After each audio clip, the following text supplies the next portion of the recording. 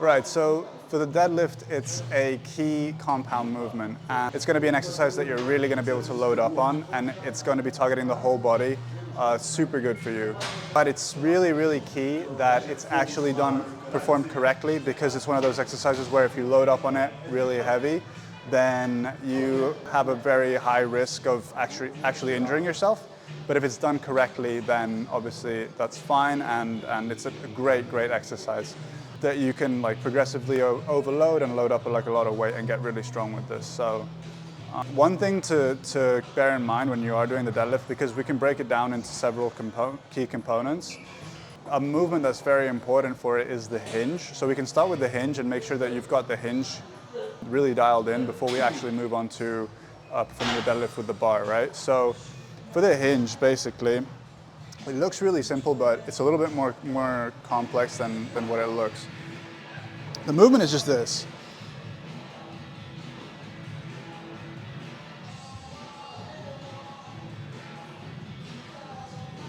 Maybe get a side view as well of it.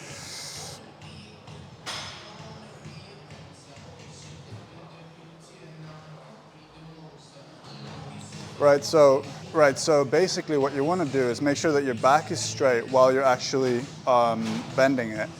And your glutes are actually going to be moving backwards. And you want to keep your legs straight, and you're going to feel the tension in your hamstrings, right? So again, it looks really simple, but it's a little bit more, there's a couple of nuances to it. So try to keep the weight either in the middle, like in the middle of your feet, but don't put the weight onto your toes. Try to go further back onto your heels with your weight. That way you can start by moving your pelvis back and your glutes backwards, and by keeping your back straight, then you can slowly go down. If you need to bend your legs slightly because your hamstrings are too tight and you can feel too much stretch, then you can slightly bend your knees. But yeah, the idea is to kind of try to keep them straight as you're going down as well. So that's a key movement, because when we are deadlifting, then that's exactly what we're going to be doing. And you want to make sure that you've got that pelvic hip flexibility and that hamstring flexibility in order to actually allow you to perform the exercise. So when we do grab the bar, if you want to do a Romanian deadlift, you can actually put it on a rack like this to avoid performing the whole movement from the ground up. If you are doing it from the ground up, I'd recommend to put at least a small weight, like at least a 5er on here, so that you're not picking up the bar from the very floor, but you're actually picking it up from a higher level already. If you've got some circles on the bar, right? So, but for now we'll assume that we're starting off from a rack. So quite straightforward. You want to have your arms wider than your legs at about a shoulder width. It can be slightly wider than a shoulder width. Bend a bit over the bar, and then you just pick up the bar, right? So now you want to focus on having your shoulders back straight, and really flexing your core. And you want the bar to move in a straight line as you perform the hinge. So you start by moving backwards with your hips and with your glutes. And you want the bar to be moving downwards in a straight line.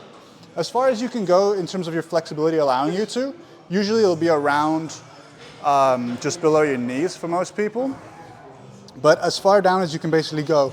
And the idea is that you're maintaining your posture. You're keeping your core flexed, your shoulders back the entire time, and your head is actually in line with your body. So it'll actually start looking downwards, angled in the same direction as the rest of your upper body. If you come from a side angle, just to see that the bar is moving in a straight line, if you watch it from the side, if you go exactly in line with the bar, you see that the bar is actually moving in a straight line going down and up.